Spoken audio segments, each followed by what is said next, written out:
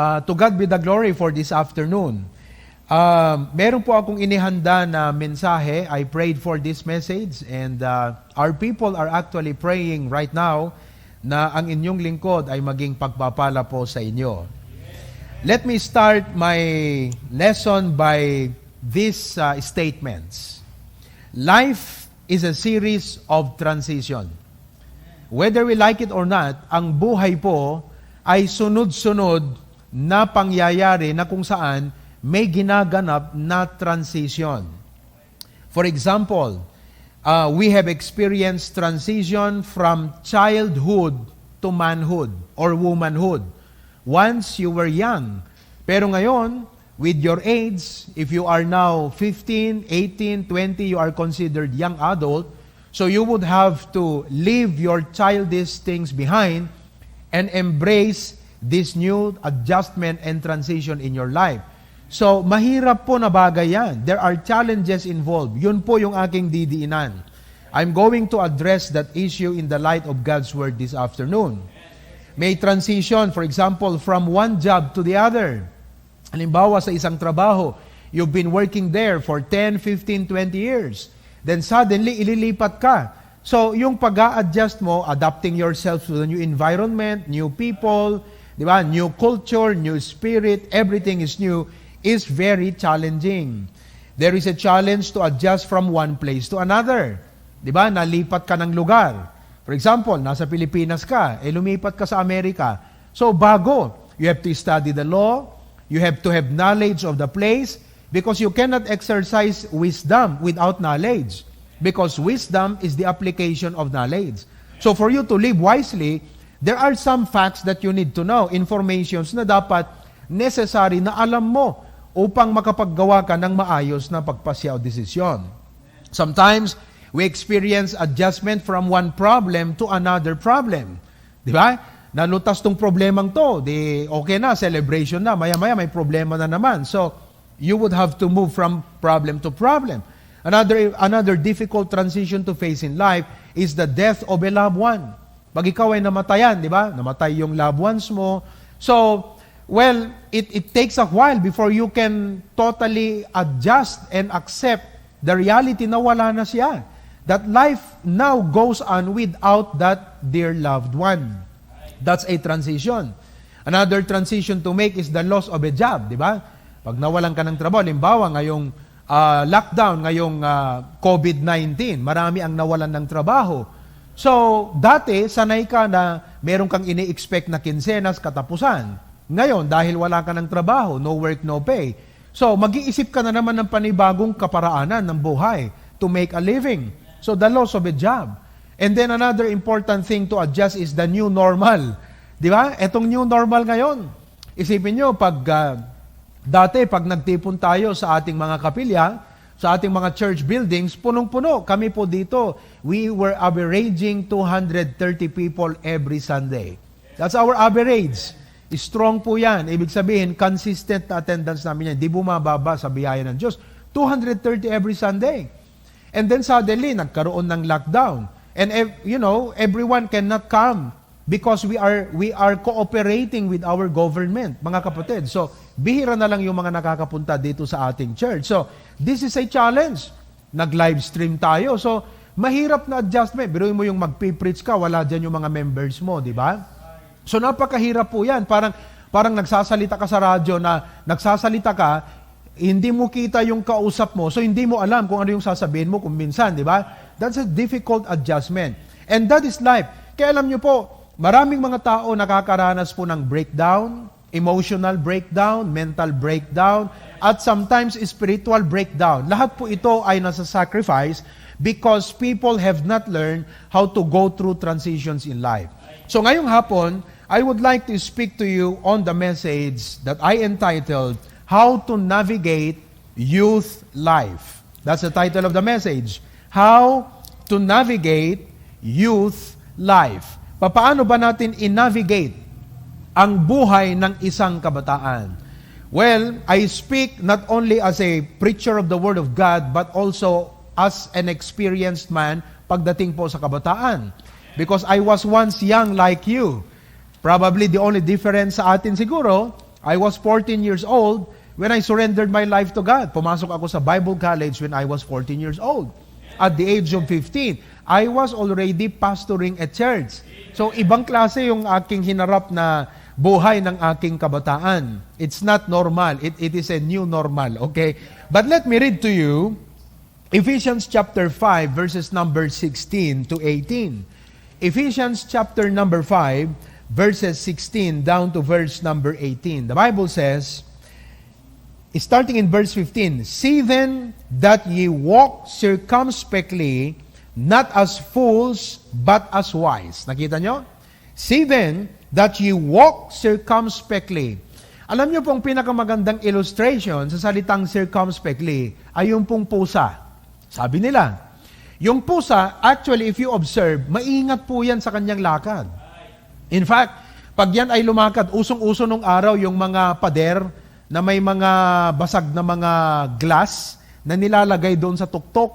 Usong-uso nung araw yung ganyang pader. Ngayon, yung pusa, pag lumakad dyan, na punong-puno ng mga basag na mga glass, mga kapatid, kahit habulin mo yan at tumakbo pa yan, hindi yan mapapasok. Hindi yan masusugat. Bakit? Sa bawat hakbang ng kanyang mga paa, maingat siya. Alam niya kung saan niya iaapak ito.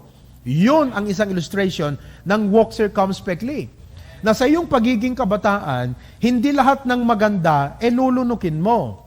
Hindi lahat ng nakikita mo, ayos para sa iyo.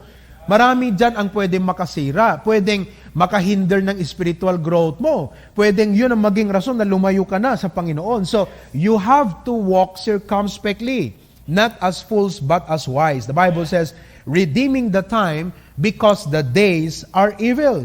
Wherefore be ye not unwise, but understanding what the will of the Lord is.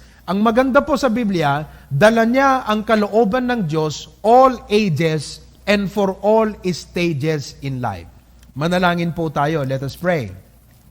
Lord, thank you for the privilege of preaching this afternoon. I pray that this lesson would greatly impact the hearts of young people as they are in the verge of a crossroad and making important decisions, crucial decisions in their lives that would have a lifetime effect. I pray that this message would draw them close to you, would draw them close to the ministry of their local church, and would partner with their pastor. Salamat, Panginoon. In Christ's name we pray. Amen and amen. Now, the meaning of the word navigate. I took the dictionary today and I looked up the word navigate. The word navigate means to sail, maglakbay o lumayag. Di ba? Tama ba yung Tagalog ko? Tagalog ko, maglayag. Okay? To sail or travel, lumakbay over a stretch of water or terrain with carefulness and with difficulty. Napaka-loaded po ng magagandang salita yan, di ba? So, ang buhay ng isang kabataan ay parang isang naglalakbay o naglalayag over a stretch of water. Alam nyo, ang karagatan, malawak. Di ba? It could give you fear, it could give you doubt, ano bang gagawin ko? Ganyan ang buhay kabataan. Parang, there are so many options, there are so many model, so much that the eye can see, so many things that the ear can hear, so many options that the mind could think, ng dami niyan sa cellphone. Malawak ang karagatan. And when you navigate yourself through the stretch of water or the terrain, you do it with carefulness and with difficulty, kung minsan mahirap. It means to find a direction across. Hahanapin mo saan ka ba lalakbay, saan ba yung magiging direksyon mo, saan ka ba dapat tutungo. Ganyan ang buhay. There are perils and dangers that could cause shipwreck.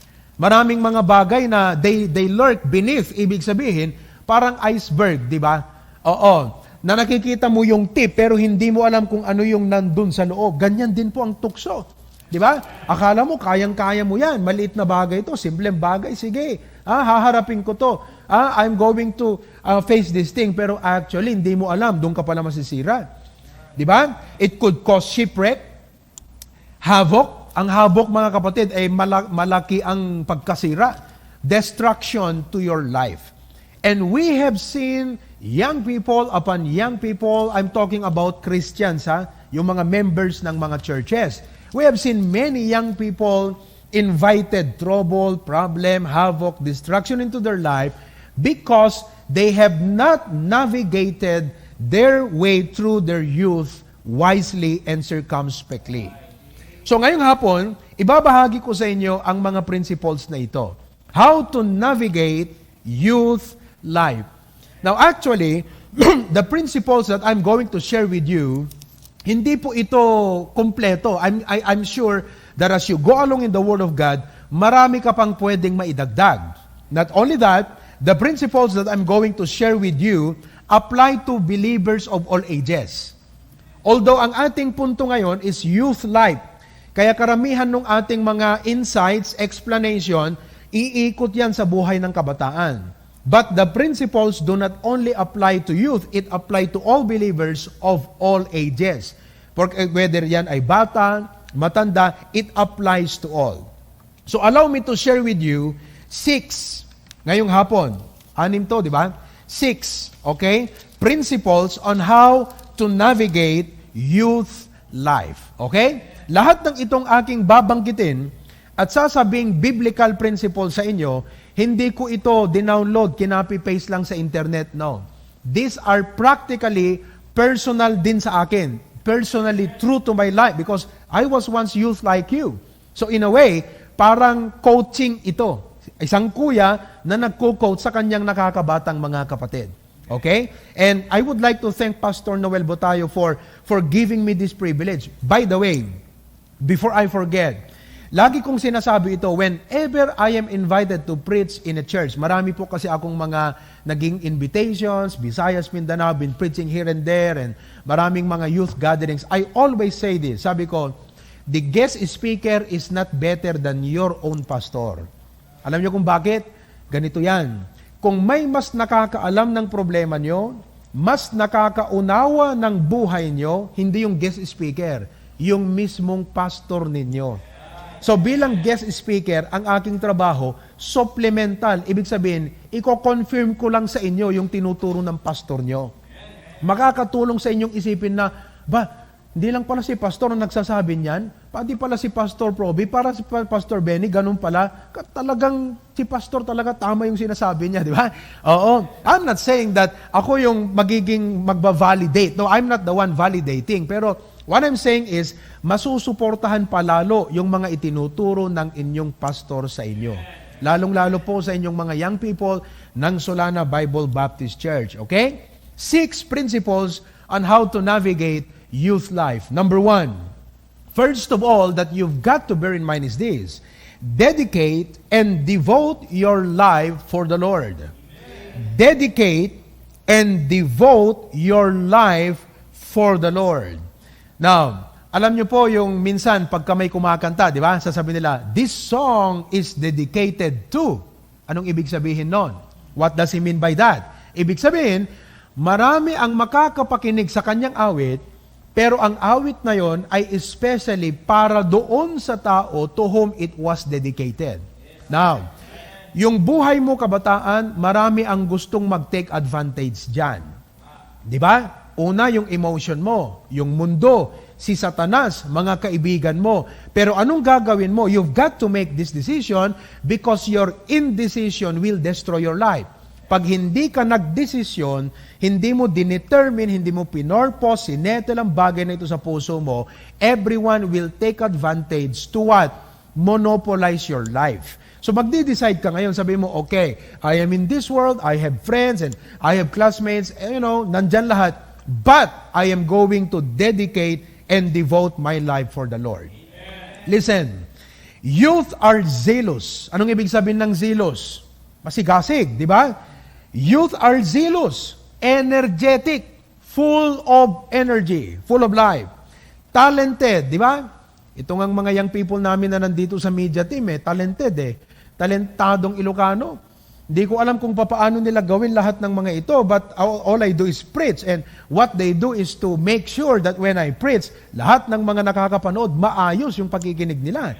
Di ba? Talented and enthusiastic. Yan ang kabataan. Meron ka yan. May zeal ka, may energy ka, may talent ka, may enthusiasm ka. But here's the big problem.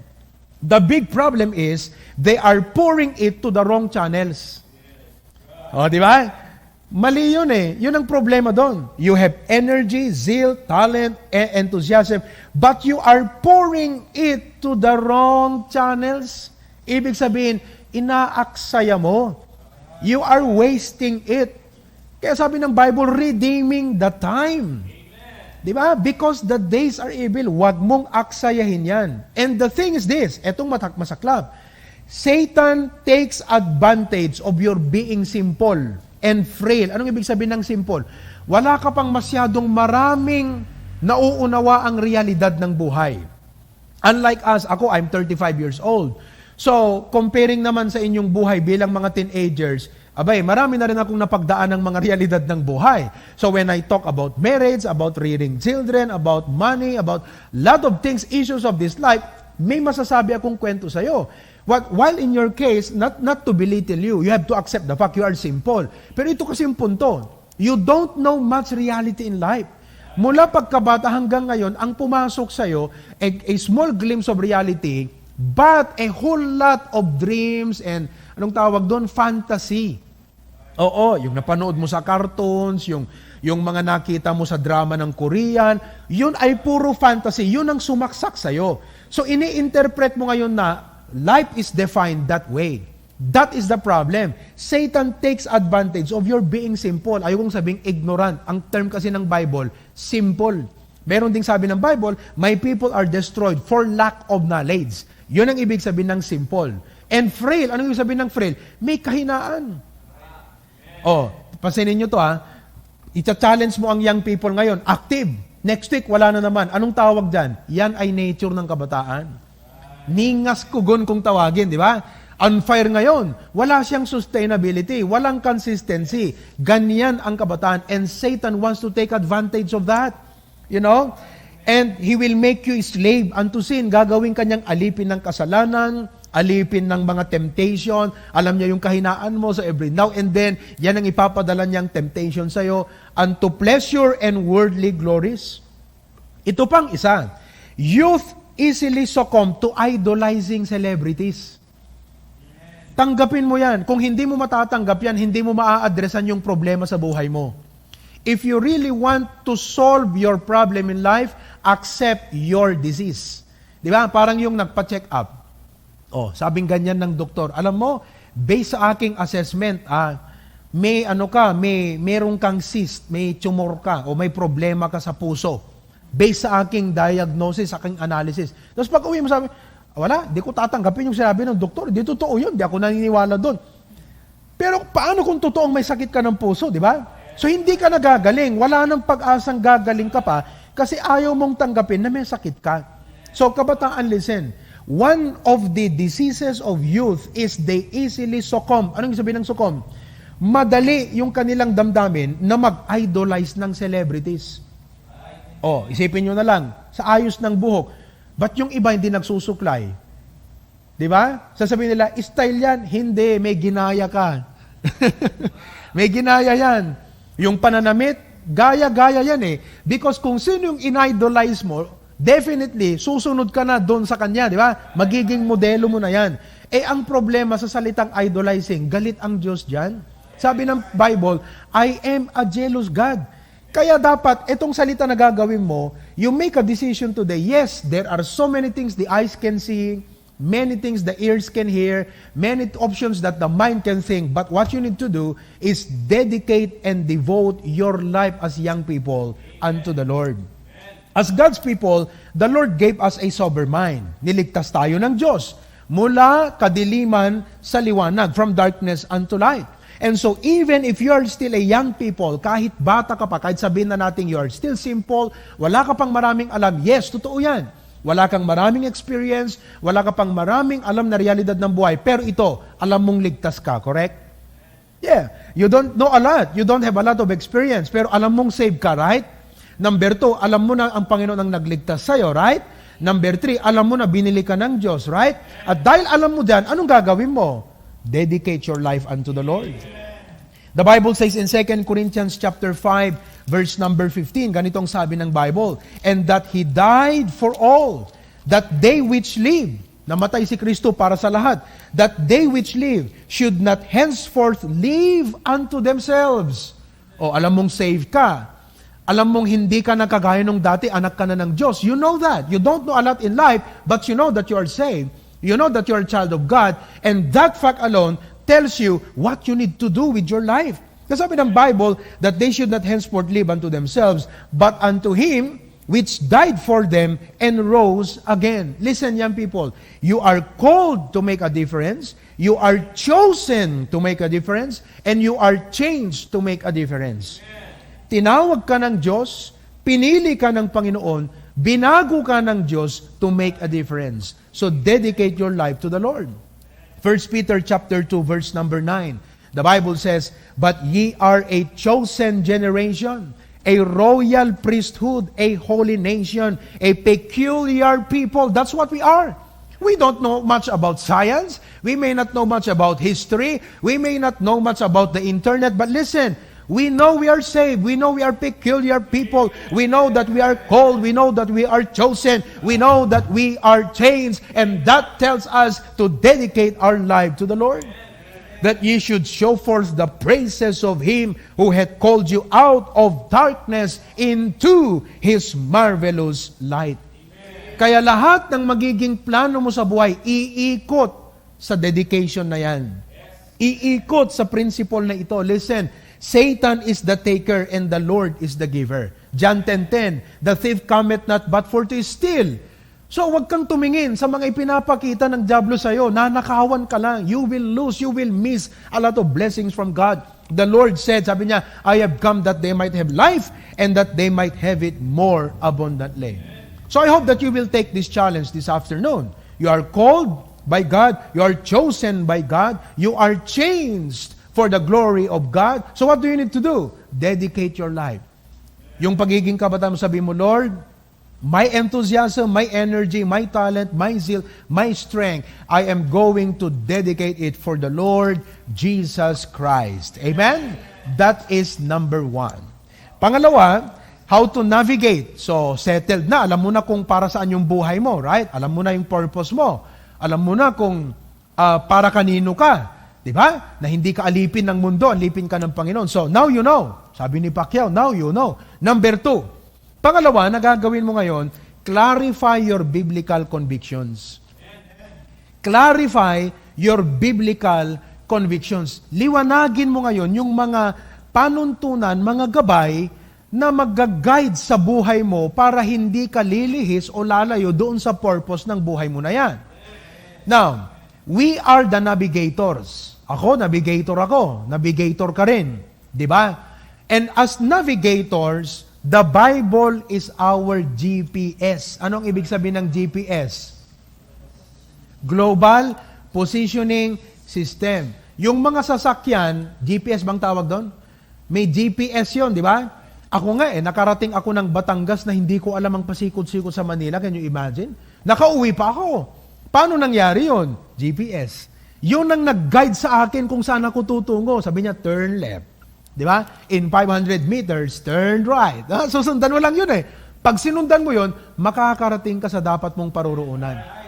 You know, pag ang sinusundan mo, mundo, pag ang tinitignan mo sa libutan, hindi mo matutumbok yung number one sa buhay mo. Yung dapat na gawin mo while you are still young, hindi mo matutumbok yun because you are following the wrong guide. So what do you need to do? Clarify your biblical convictions. I'm sure you heard a lot of preaching from your pastor. Naniniwala ako makakasapat ang mga tinuturo ng pastor nyo na mga principles sa Bible. Alam nyo lang ang dapat yung gawin, young people, ng Solana Bible Baptist Church. Kunin nyo lang yung notebook nyo. Reviewin nyo yung mga pre-needs ni Pastor Noel Batayo sa inyo. At gumawa kayo ngayon ng mga guidelines sa buhay nyo based on those Bible preaching. Halimbawa, with respect to marriage, ano ba yung tinuro ni Pastor sa Bible tungkol dyan?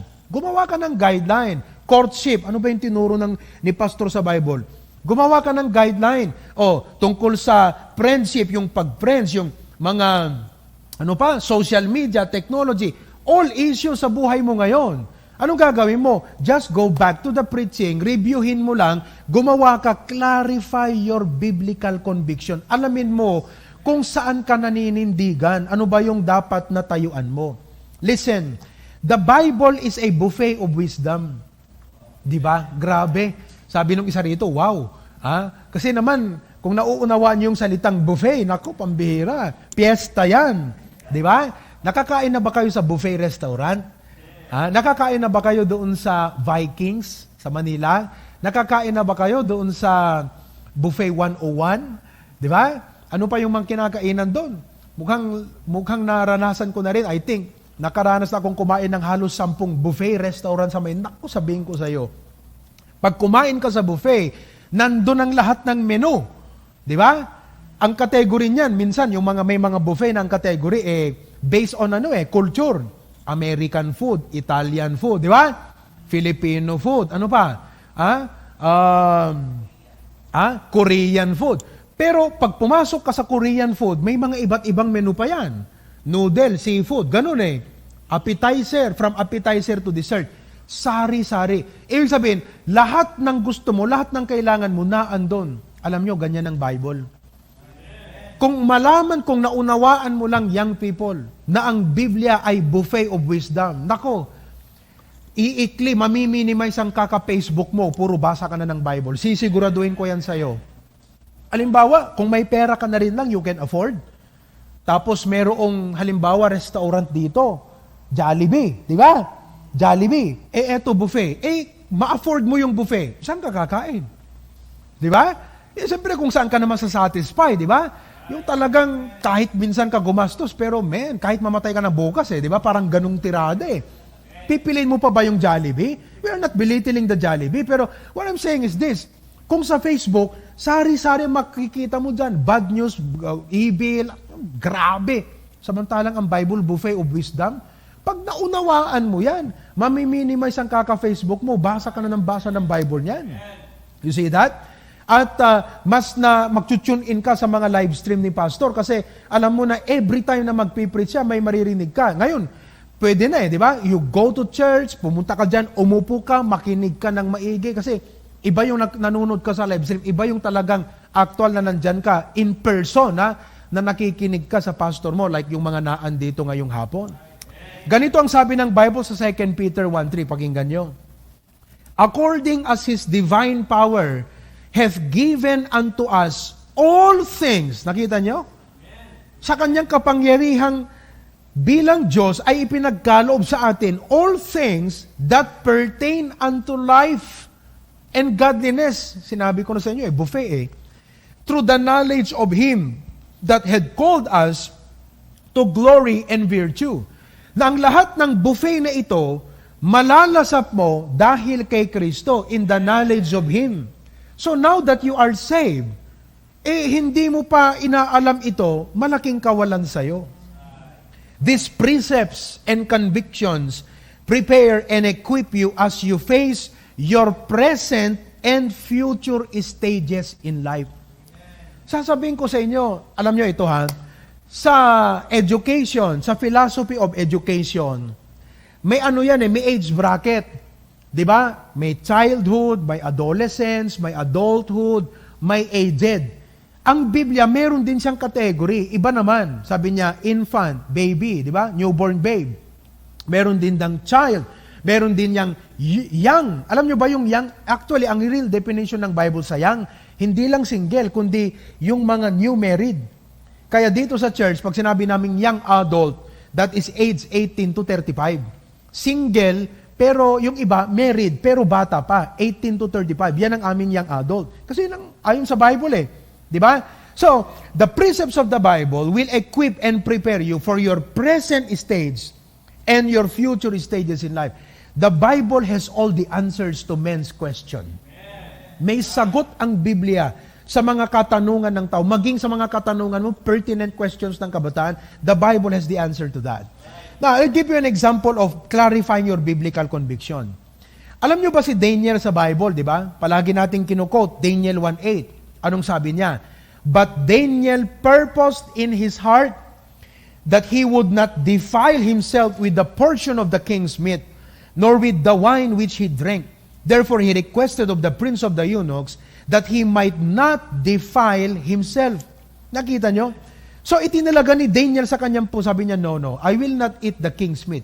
Paano niya nasabi yon? Sapagkat maliwanag sa kanya yung kanyang conviction. Growing up, tinuro ng magulang niya yan, yung prinsipyo nila bilang Jewish, yung kanilang culture, yung kanilang mga commands, yung kanilang mga guidelines sa diet, sa lahat-lahat ng mga aspect. So aware si Daniel yung kanyang conviction bilang Jew. Pagpunta niya ngayon sa Babylon, aware din siya kung anong klaseng culture ang kanyang papasukin. It's a pagan culture. Doon pumapasok ang knowledge sa wisdom. Ganito yan. Alam mo ang sabi ng Bible, alam mo rin kung ano yung pinapasok mong kultura o temptation, magkakaroon ka ngayon ng wisdom kung anong gagawin mo. Ang wisdom na nasa kanya, sabi niya, no, I will not eat the king's meat. Hindi ako kakain. So in other words, alam niya kung sino siya. Mga young people, listen. Do not let the world define your identity. Wag mong papasukin sa isip mo yung spirit ng you will gagayahin mo yung Koreana, yung Korean. Yan ang uso kasi ngayon, mga Korean movies di ba? Gagayahin mo yon. Do not let that spirit get into your mind. Pagdating sa identity, you've got to know who you are in the eyes of God with respect to the Lord Jesus Christ. Kaya anong gagawin mo rito? Ganito ang aking suggestion sa'yo. Advice bilang isang pastor sa'yo. Okay? Reviewin mo yung mga preachings ni pastor. May mga points yan. May mga Bible verses. Gumawa ka ng life verse mo. Very, very practical to sa totoo lang, pero malaking tulong ito. Alam nyo, when I was a young people, may mga life verses ako noon. May mga principles akong pinaninindigan noon. At yung mga prinsipyong yan, biblical conviction yan, diyan ako tumatayo. When I enrolled in Bible college, siyempre mahirap ang Bible college, di ba? Nung araw, kanya-kanyang luto Ganyan ang Bible college, ang hirap. So, meron kaming mga kasabihan noon, onward ever, backward never. Pambira, pag may problema, onward ever, backward never. Di ba? May mga verses na talagang pinaninindigan. Meron kaming classmate noon, ang kanyang pinaninindigang verse, minsan, mag-e-exam kami kinabukasan. Di ba? Mag-e-exam kami the following day. Ngayon, nagre-review kami, siya tulog. Ginising namin. Sabi ko, ba't hindi ka mag-review? Sabi namin ganyan.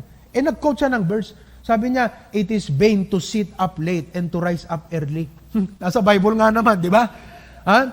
It is vain to sit up late and to rise up early. Sabi ng Bible, walang kwenta yung nagpupuyat ka, gumigising ka ng maaga. Well, we know, wrong application. Ganyan ang tactic ni Satan. Gagamitin niya rin ang Bible para magbigay ng wrong application para ikaw magrebelde sa pastor mo, magrebelde sa church mo, sa gawain, sa kalooban ng Panginoon. Di ba? So, anong gagawin mo? Clarify your biblical conviction. Gumawa ka, magtalaga ka ng life verse mo. Halimbawa, sa eskwelahan, lagi kang kinukutsa, ikaw na lang ang walang girlfriend, ikaw na lang ang walang boyfriend. Di kumuha ka ng Bible verse sa Bible mo, yan ang hugot mo, di ba? Yan ang magiging, paninindigan mo. Ang sabi ng Biblia, di ba? Ganito, ganito, ganito. Ang sabi ng Bible, ganito. So, maninindig, clarify your biblical conviction. Di ba? Ang Hebrews chapter 11 verse 25, sabi niya, choosing rather to suffer affliction with the people of God than to enjoy the pleasures of sin for a season. That's just a season of your life. May tinatawag na bad pleasure at saka good pleasure yung bad pleasure, enjoy now, pay later. Pero yung good pleasure, pay now, enjoy later. Ibig sabihin, pagbabayaran mo talaga yung paninindigan mo sa salita ng Diyos. Pero lifetime mo namang i-enjoy yung paninindigan na yan. Pero pag kasalanan ng in-enjoy mo, i-enjoyin mo ngayon, lifetime mo naman pagbabayaran yan. So mamili ka, good pleasure o bad pleasure? Ulitin ko, bad pleasure, you enjoy now but you pay lifetime, pay later. Ang good pleasure, you pay now. You pay the price. Tumayo ka, you lose some friends. Di ba? Nanindigan ka. Pero lifetime mong i-enjoy ang pagpapala dahil sumunod ka sa kalooban ng Diyos. So number 2, clarify your biblical conviction. Thirdly, ang bilis ng oras, no? Ewan ko, Pastor, pakitext nyo nga po, Pastor, ilang oras dapat ako rito. Kaya ko nang maghapon kung okay lang, okay? But anyway, how to navigate youth life. So nakikita nyo na, no? Nagiging klaro na yung isipan mo. Na wow, maliwanag na, alam ko na yung gagawin ko sa buhay bilang kabataan. Number 3, itong gagawin mo. How to navigate youth life. Number 3, keep the ministry of your local church in view. Keep the ministry of your local church in view. Hindi pwedeng wala kang kinabibilangang local church at hindi ka involved sa affairs and fellowship sa family ng iyong local church. Why? Because God designed it to be that way. Dinisenyo ng Panginoon.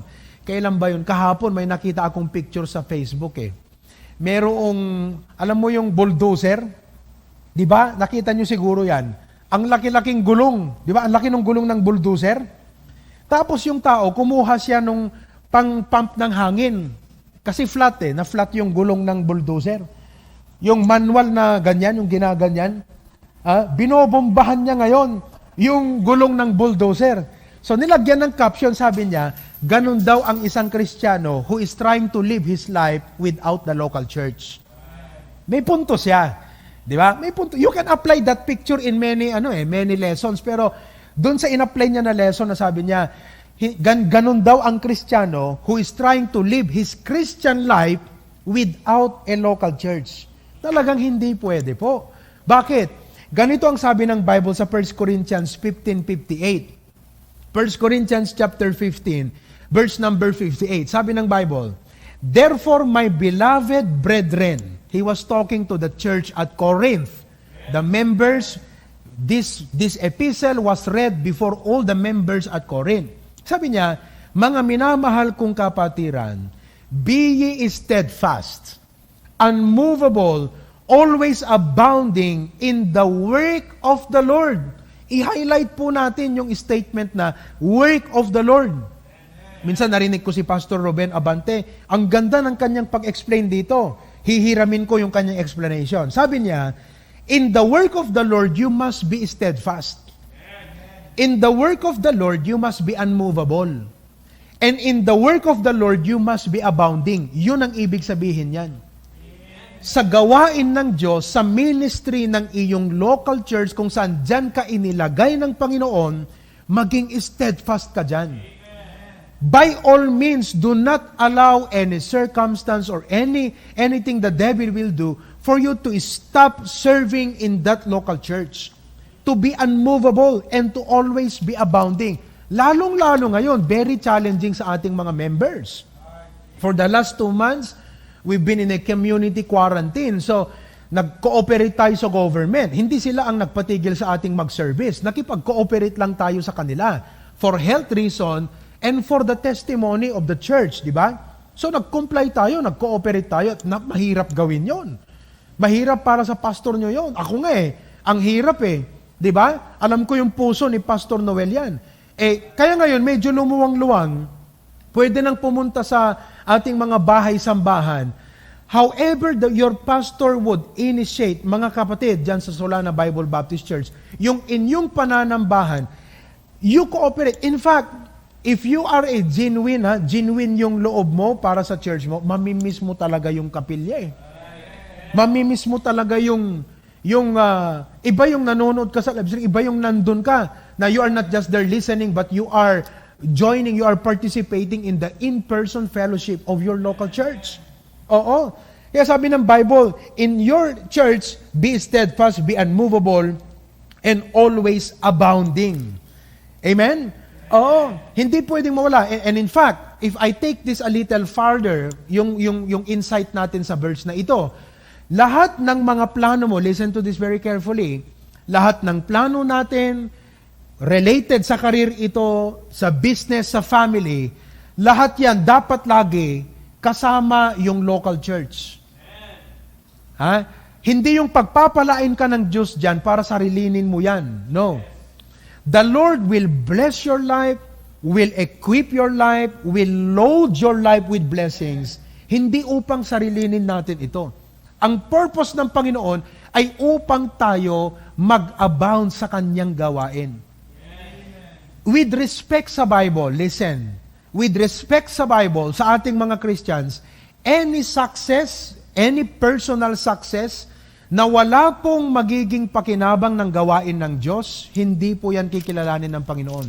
Bakit po? Because the Lord wants that your success, your blessings, your victory, makikinabang ang ministry ng Panginoon. The local church, this is the direct command of God. Amen? Now, here is the point. It really feels good when we are succeeding in our career, right? It feels good. Grabe, ang sarap ng pakiramdam yung nag-succeed ka sa career mo. But God wants that you have a real sense of fulfillment by dedicating your career success for the ministry of God. Oh, kamakailan lang nakausap ko yung isang member natin dito, si Tito Adrian. Alam nyo, matagal na po siyang sumasakay sa barko. Magsi-senior citizen na siya, pero sumasakay pa rin sa barko. At grabe, by the grace of God, like many of the members here in the Hosanna Bible Baptist Church, very faithful yan sa kanyang giving. Sa kanyang tithe, sa kanyang first fruit, man. To God be the glory, like many of the members of the Hosanna Bible Baptist Church. And praise God for that. So ngayon, natanong ko siya, sabi ko, Tito, kailan ka ba magre-retiro? Kasi, siyempre, may edad na rin siya. Kailan ka magre-retiro na titigil na kayong sumakay? Alam niyo yung sagot sa akin? Naka-mindset eh. Sabi niya ganyan, Pastor, sabi niya, hanggat kaya ko, sasakay ako kasi gusto kong makatulong sa ministry financially. Ibig sabihin, kahit sana nagpapahinga na siya, pwede na siyang magretiro, bumili ng kanyang bahay, mag-enjoy ng buhay niya, may ipon na siya. For example, kapag ipon na, pwede na siyang mag-enjoy. Pero ano yung kanyang mindset? Sabi niya, hindi eh.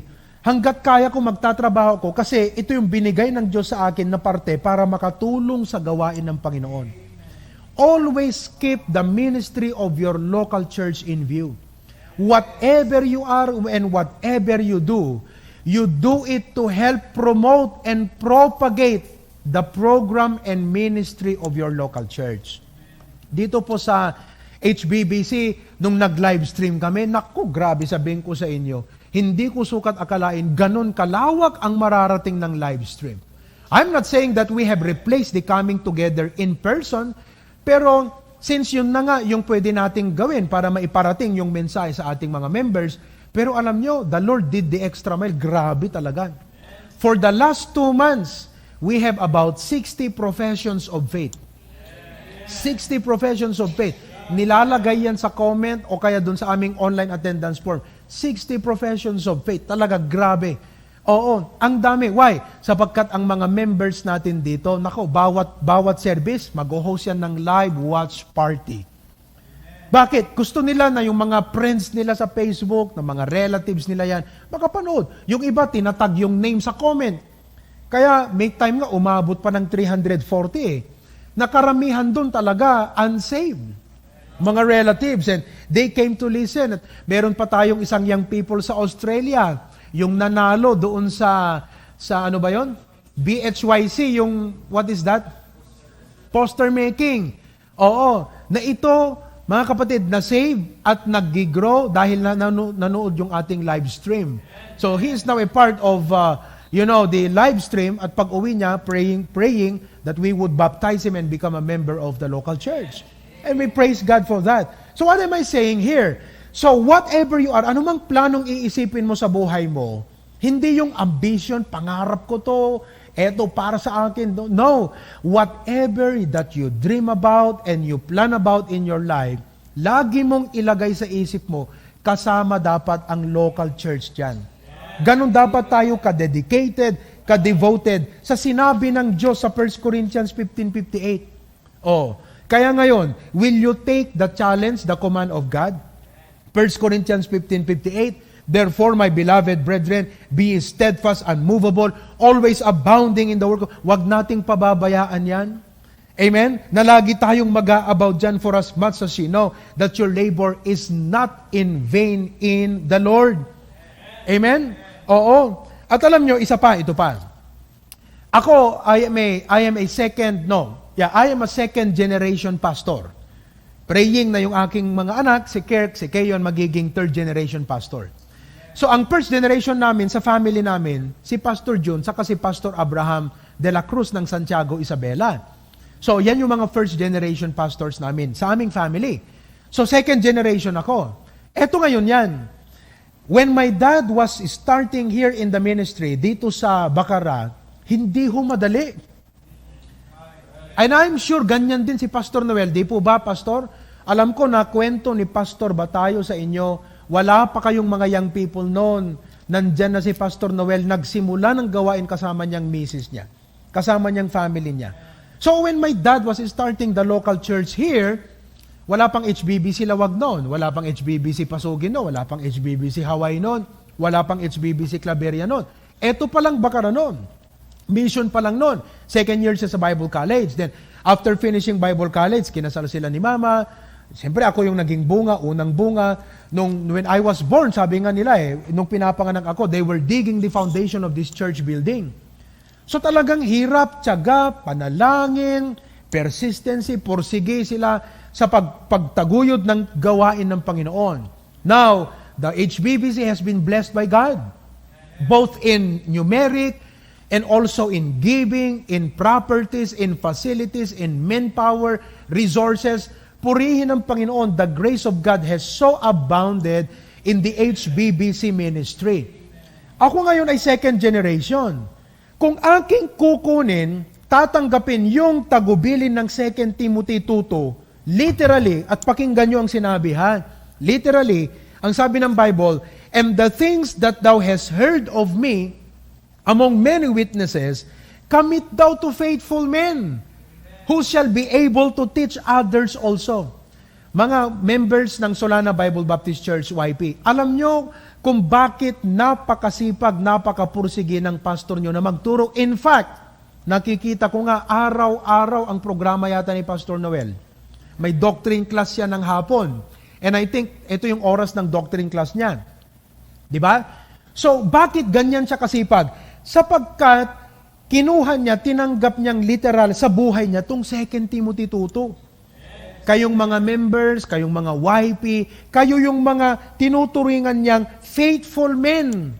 Na na pwede niyang i-transfer sa inyo ang mga prinsipyo, ang mga programa, ang mga gawain, ang mga visions ng local church. Bakit? Sapagkat bilang mga kabataan, umaasa siya sa Panginoon na tatanggapin nyo ng buong puso, ipagpapatuloy nyo at itataguyod nyo in the future ang Solana Bible Baptist Church. We do not know, hoping and praying that the Lord would still give more years to Pastor Noel na makita niya pa kung papaano palaguin ng husto ng Panginoon ang Solana Bible Baptist Church sa pamamagitan ng buhay niyong mga kabataan ngayon. Sa totoo lang, etong HBBC, the people today who are behind, mga kapatid, sa strength at success ng HBBC, ay mga adults ngayon who were once the young people of our church. Totoo yun. Nung nagsisimula si Pastor John dito, napakahirap, bisikleta ang gamit niya, inaangkas niya si Mama, buntis pa sa akin daw noon.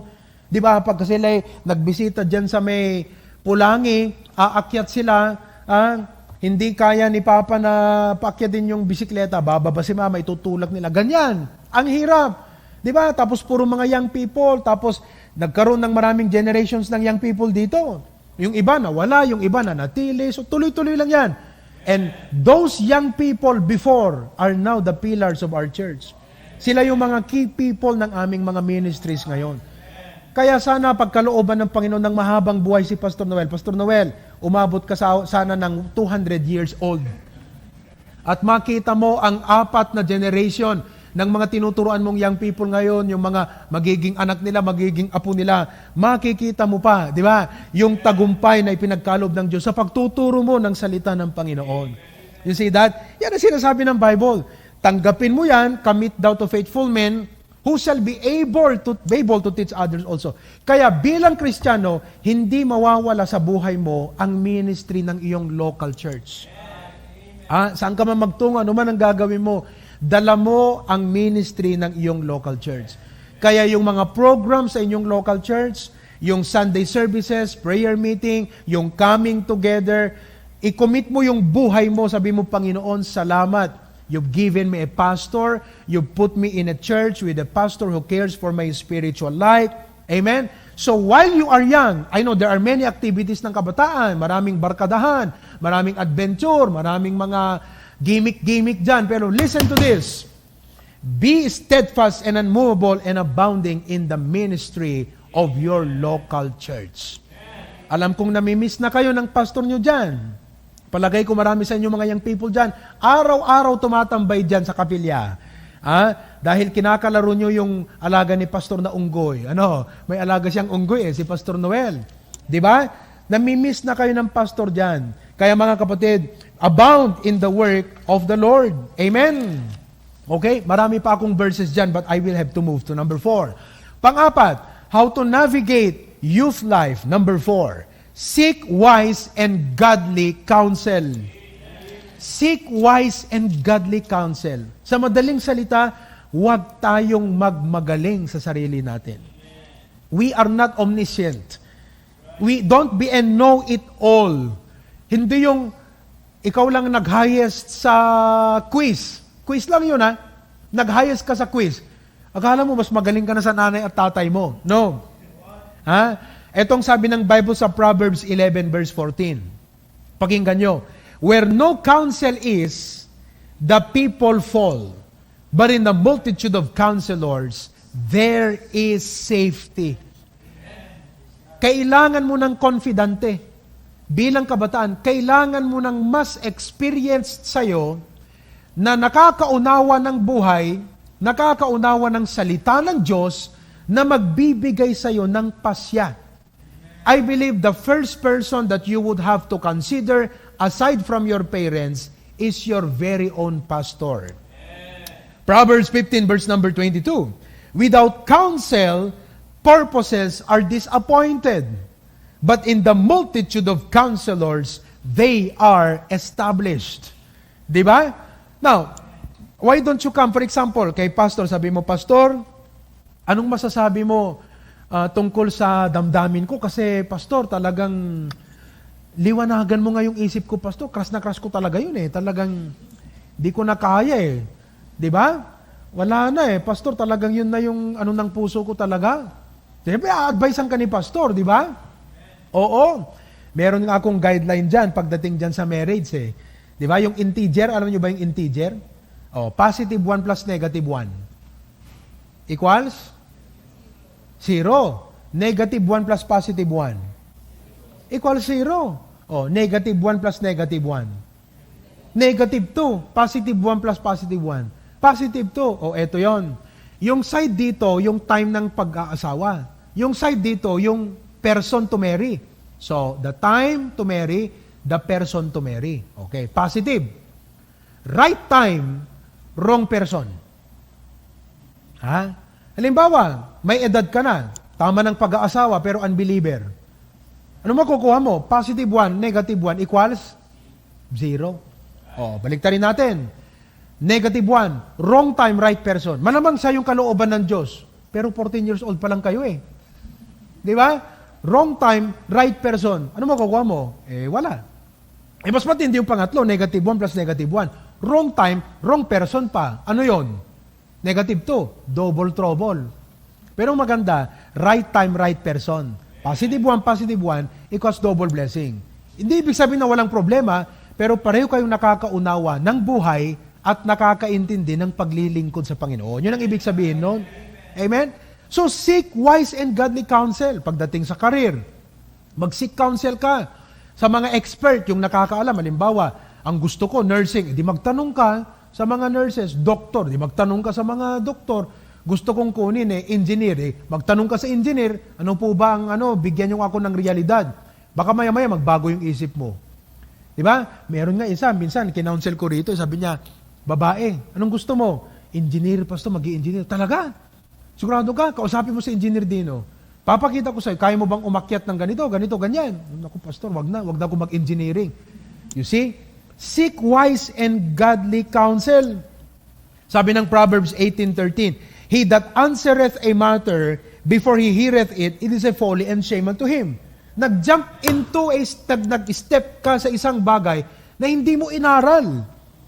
Hindi mo kinonsider yung mga facts, yung mga anggulo, na hindi mo alam ito, hindi mo makikita to unless you go to people who can see the situation in a proper perspective. Kailangan mo yon. Amen? Kaya seek wise and godly counsel. Number 5, how to navigate youth life. Number 5, honor God-given authority.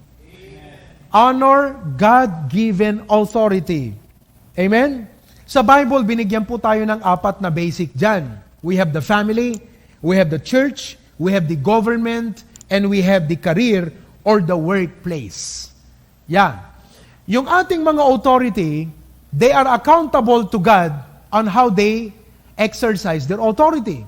But if you are under an authority, you will be accountable to God on how you respond to your authority. First, your parents. And then, of course, your pastors. Kasama dyan. Our government.